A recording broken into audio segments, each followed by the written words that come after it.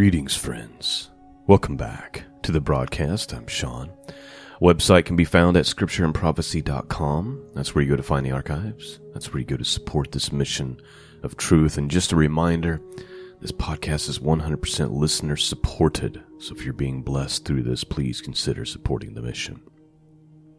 Today we are looking to start our week with some wisdom and some encouragement from the Psalms and from the Proverbs. We're looking at Psalm 87 and 88 today, along with Proverbs 12. Now, Psalm 87 is actually really short. I'm just going to go ahead and read it right now, and then we're going to focus in on Psalm 88 for this morning. So here's Psalm 87. It's a psalm or a song of the sons of Korah. 7 short verses here. Here's what it says.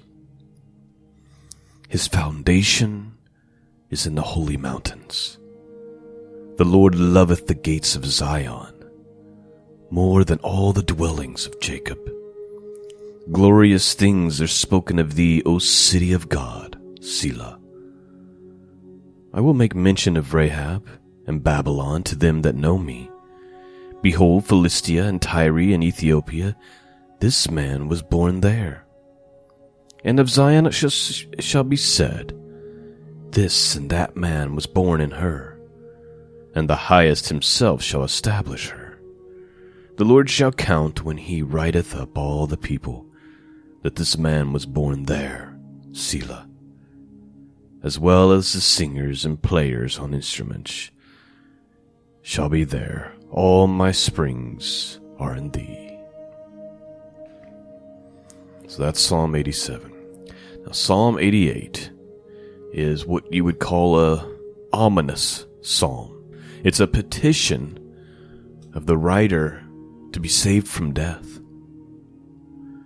And the psalmist is lamenting, and he's wrestling with his faith, and he's seeking comfort from God. Now, many psalms there'll be the complaint of the psalmist or the issue that the psalmist is dealing with, and it'll end with faith, right? Or it'll end with promise. Not so with this one. This one is just lamentation through and through. Let me read a little bit of commentary from Matthew Henry on it before we get started. Here's what he says. He says the first words of the psalmist are the only words of comfort in this psalm. And just so you know, the very first line is, O Lord, the God of my salvation. That's the only positive thing said. Matthew Henry goes on to say, thus greatly may good men be afflicted. And such dismal thoughts may they have about their afflictions, and such dark conclusions may they make about their end. Through the pallor of melancholy and the weakness of faith, he complained most of God's displeasure. Even the children of God's love may sometimes think themselves children of wrath. And no outward trouble can be so hard upon them as that. Probably the psalmist described his own case, yet he leads to Christ. Thus are we called to look unto Jesus, wounded and bruised for our iniquities. But the wrath of God is poured out, has poured the greatest bitterness into his cup. This weighed him down into darkness and into the deep. So with that outline, let's have a look at Psalm 88, and may it speak to us this morning. Verse 1. O Lord God of my salvation, I have cried day and night before thee. Let my prayer come before thee. Incline thy ears unto my cry. For my soul is full of troubles, and my life draweth nigh unto the grave.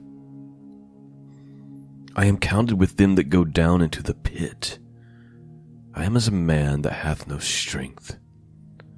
Free among the dead, like the slain that lie in the grave, whom thou rememberest no more, and they are cut off from thy hand. Thou hast laid me in the lowest pit, in darkness, in the deeps.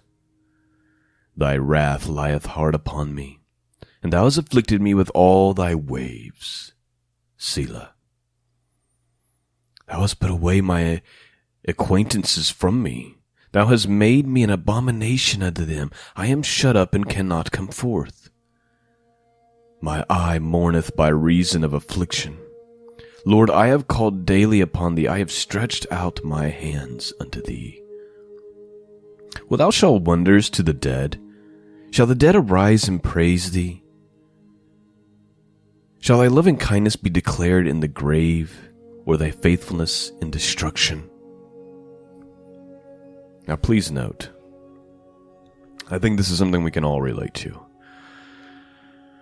The psalmist is saying, why are you allowing this to happen to me? Or why are you doing this to me? Like, what benefit is it for you or for your kingdom? Can you be praised from the grave, is what he's saying. Have you ever wondered why, or run into circumstances like that and you're like, why is God doing this? Like, or allowing this, like, what benefit is there to him or to the kingdom or to anything? This just seems like meaningless despair, fruitless pain. That's what the psalmist is saying. Like, why? What good is this for you? Will you show wonders to the dead? Shall the dead arise and praise thee? Shall thy loving kindness be declared from the grave, or thy faithfulness in destruction? Verse 12, or verse 13. No, verse 12. Shall thy wonders be known in the dark, and thy righteousness in the land of forgetfulness? He's saying, if I'm dead, how is that any good? He must be somebody who thinks of himself as someone who praises God, who speaks kindly of God. He's like, I'm in the grave, Verse 13, but unto thee I have cried, O Lord, and in the morning shall my prayer prevent thee. Lord, why castest thou off my soul? Why hidest thou thy face from me? I am afflicted and ready to die from my youth up. While I suffer thy terrors, I am distracted. Thy fierce wrath goeth over me, thy terrors have cut me off. They came round about me daily like water. They compassed me about together. Lover and friend hast thou put far from me, and my acquaintances into darkness. And that is how the psalm ends. Not a lot of encouragement from the psalm this morning. But sometimes this is our reality. And even the godliest of men sometimes find themselves in despair and in confusion, wondering why.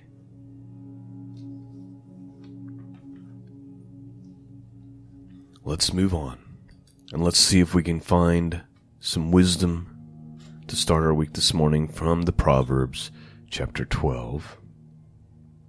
Proverbs chapter 12 is just another continuation of that contrast of wickedness, of wisdom and foolishness. Let's see what it has to say for us this morning. Whoso loveth instruction loveth knowledge, but he that hateth reproof is brutish. A good man attaineth favor of the Lord, but a man of wicked devices will he condemn. A man shall not be established by wickedness, but by the root of the righteousness shall not be moved. A virtuous woman is a crown to her husband. She that maketh ashamed is a rottenness in his bones. The thoughts of the righteous are right, but the counsels of the wicked are deceit. The words of the wicked are to lie and wait for blood, but the mouth of the upright shall deliver them. Listen, if you're paying any attention at all to the wicked people in high places, you know that this is all they do. Their native tongue is to lie. They are incapable of truth. They are incapable of righteousness.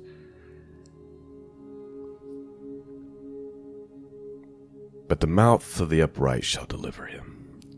The wicked are overthrown and are not, but the house of the righteous shall stand. A man shall be condemned according to his wisdom, but he that is of perverse heart shall be despised. He that is despised and hath a servant is better than he that is honoreth himself and lacketh bread. That's a basic truth that's just true, not necessarily good or bad, right? Like, it's better to be despised and have a servant than to be honored but have nothing to eat, right? Verse 10, a righteous man regardeth the life of his beast, but the tender mercies of the wicked are cruel. What it's saying here is the righteous, they care even about like an animal. But even the tenderest of mercies from the wicked are cruelness. He that tilleth his land shall be satisfied with bread, but he that followeth vain persons is void of understanding. The wicked desireth the net of evil men, but the root of righteousness yieldeth fruit. The wicked is snared by transgressions of his lips, but the just shall come out of trouble. A man shall be satisfied with good by the fruit of his mouth, and the recompense of a man's hand shall be rendered unto him. The way of a fool is right in his own eyes, but he that hearkeneth unto counsel is wise. A fool's wrath is presently known, but a prudent man overcometh shame. He that speaketh truth showeth forth righteousness, but a false witness deceit. There is that speaketh like the piercings of a sword, but the tongue of the wise is health. The lip of truth shall be established forever, but a lying tongue is but for a moment. Deceit is in the heart of them that imagine evil, but to the counselors of peace is joy. There shall no evil happen to the just, but the wicked shall be filled with mischief. Lying lips are an abomination to the Lord, but they that deal truly are his delight. A prudent man concealeth knowledge, but the heart of fools proclaimeth foolishness. The hand of the diligent shall bear rule, but the slothful shall be under tribute. Heaviness in the heart of a man maketh it stoop, but a good word maketh it glad. The righteous is more excellent than his neighbor, but the way of the wicked seduces them. Let's read that again. The righteous is more excellent than his neighbor, but the way of the wicked seduces him. The slothful man roasteth not that which he took in hunting, but the substance of a diligent man is precious. In the way of righteousness is life, and in the pathway thereof there is no death.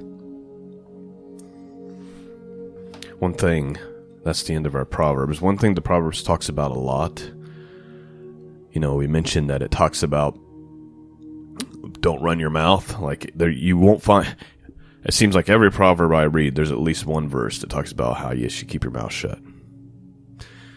Another one that's almost in every single one is the warning against being lazy. It's usually referred to as slothfulness. I like that one verse there. I'm still pondering and still chewing on it. The righteous is more excellent than his neighbor, but the way of the wicked seduces them. This is why it's so important to be careful of what you put before your eyes. Because we live in a world where wickedness and lust is ever begging for your attention. Is always trying to seduce you and draw you away from righteousness and away from God. And not only that, people as well. You are who you surround yourself with. And so if you're constantly surrounding yourself with people who act a certain way, it won't be long, you'll be doing the same thing. It won't be long, you'll be talking the same way. We have to guard ourselves and our spirit, and we surround ourselves with godly people. And we don't allow perversion a doorway into our heart. That's all I have for you this morning. I pray that you've been blessed and strengthened and encouraged. And I pray that you're drawing closer to God as a result of this podcast, and that you're learning. And I just hope it's going forth and completing its mission. Thank you for praying for me and praying for the podcast. Thank you to those of you who support it and make it happen. You know, things like this, and this has always been true, and it'll always be true. There's always a large percentage of people who are benefiting from it, but a very, very small percentage of people who support it and prop it up. And that's just always been the case. I've worked in many ministries and things of that nature, and it's always this small little number of people who are doing all the volunteering to make the thing happen. And there's always a small amount of people who are doing the financial backing to make it happen, and that's just the way it is. And so to those few of you who do that, thank you so much. I'm eternally grateful for this amazing opportunity that I've had to do this podcast week after week. All right, that's all I have for you this morning. Peace and grace be with all of you, and until next time, God bless.